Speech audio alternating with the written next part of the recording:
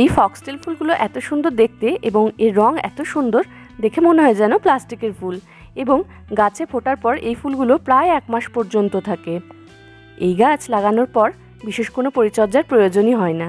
তাই যারা ভাবছেন যে কম পরিচর্যায় এরকম সুন্দর ফুল গাছ বাড়িতে চান, তারা এই ফক্সটেল ফুল গাছ কিন্তু বাড়িতে লাগাতে পারেন। এখানে আমি একটা বড় আম গাছের মধ্যেই গাছ লাগিয়েছি। আপনারা চাইলে নারকেল গাছেও এটা লাগাতে পারেন। কিছুই না, শুধু গাছটা এনে এরকম নারকেলের দড়ির সাথে বেঁধে দিতে হবে ভালোভাবে এবং নিয়মিত প্রথম দিকে জল দিতে হবে। এবং গাছটা বড় হয়ে গেলে সপ্তাহে একবার জল দিলেই হয়ে যায়। এবং গ্রীষ্ম এলেই এরকম গাছ ভরে ভরে সুন্দর ফুল দিতে শুরু করে এবং একটা গাছ থেকেই অনেকগুলো গাছও পাওয়া যায়। গাছগুলো যেন পর্যাপ্ত পরিমাণে সূর্যালোক পায় সেটা কিন্তু একটু খেয়াল রাখতে হবে।